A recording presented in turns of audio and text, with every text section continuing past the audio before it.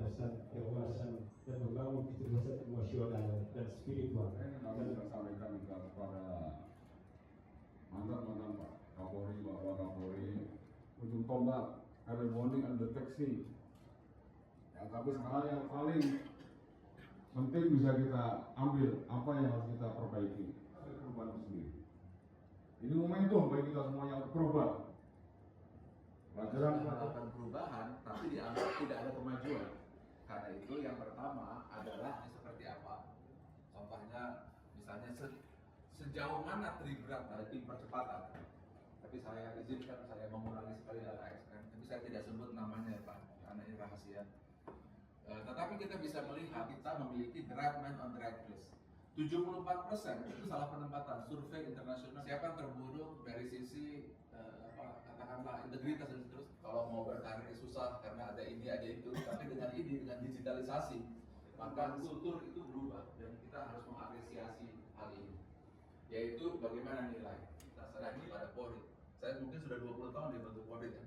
Dari usia saya 35 sampai hari ini hanya atau setiap Polda, setiap Polsek akan ketahuan sehingga pembinaan dari Kapolri, Wakapolri, pembinaan tidak ke depan. Berikutnya adalah komunikasi. Contoh masalah demo kemarin yang dimana 1, 2, 3 1, 2, 3 Baik, sesi foto. Kegiatan hari ini sangat penting dan strategis ya, terkait menyangkut masalah akselerasi, transformasi atau perubahan fundamental yang harus dilakukan oleh kepolisian. Dari beberapa peristiwa yang terjadi di Agustus maupun di September awal itu sebagai proses pembelajaran yang sangat berharga. Pelajaran hari ini yang kami dapat dari Pak Ari Ginanjar, kami harus betul-betul mampu memapping dulu apa yang menjadi akar permasalahan di kepolisian. Ya, kemudian kami harus betul-betul mengetahui apa yang menjadi DNA perubahan yang harus kami lakukan. Ya. Dari 4K, kemudian dari mapping, kemudian dari berbagai macam hal yang harus kami tidak lanjuti, bukan hanya berhenti pada saat hari ini aja. Kami dengan Pak Ari Ginanjar akan mencoba untuk melakukan mapping. Apa yang menjadi permasalahan fundamental yang harus kami perbaiki di kepolisian, baik pada level Polsek, Polres, Polda, dan bahkan Mabes Polri. Setelah nanti hasil mapping yang sudah kami ketahui dan DNA apa yang harus betul-betul kami lakukan perubahan, nanti kami bersama Pak Ari Ginanjar coba untuk melakukan mapping dan melakukan langkah-langkah proses perubahan yang harus kami lakukan. Memang yang paling fundamental, kita tahu bahwa main behind the gun organisasi diisi oleh orang-orang atau SDM-SDM yang berkualitas.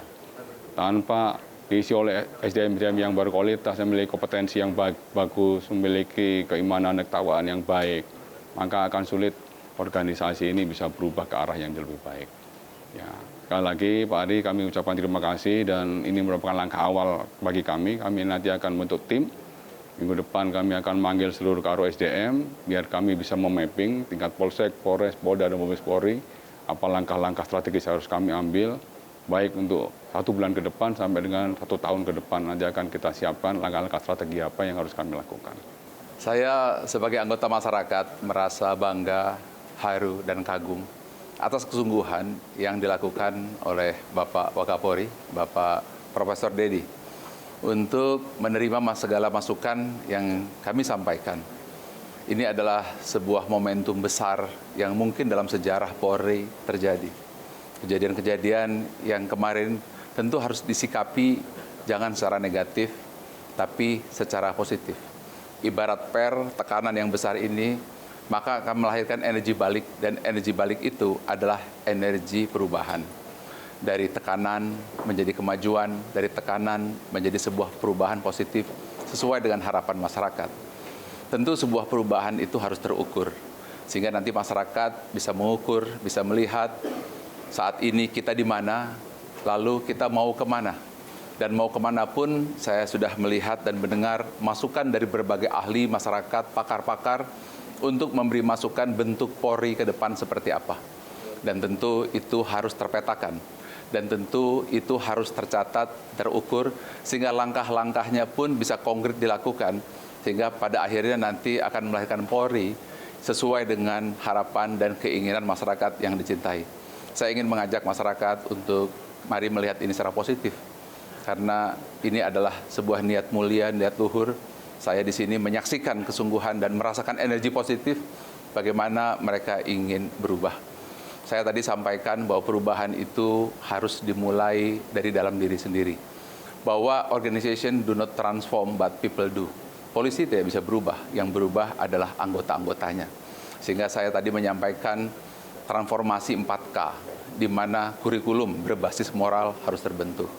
Kedua, kaderisasi berbasis talenta, sehingga yang ditempatkan adalah the right man on the right place. Yang ketiga adalah kemampuan kecerdasan Polri, yang tidak hanya intelektual, tetapi harus mampu merasa empati atau kecerdasan emosional, dan Polri yang memiliki hati nurani. Dan K yang keempat adalah kemampuan komunikasi, sehingga mampu menjawab tantangan-tantangan Polri yang pada akhirnya mampu memberikan pelayanan terbaik. Mari kita dukung, kita support niat mulia ini, dan kita doakan, karena tanpa Polri, Indonesia emas tentu tidak akan bisa terlaksana. Tapi dengan Polri yang baik, maka Polri akan melahirkan dan mendukung lahirnya Indonesia emas 2045.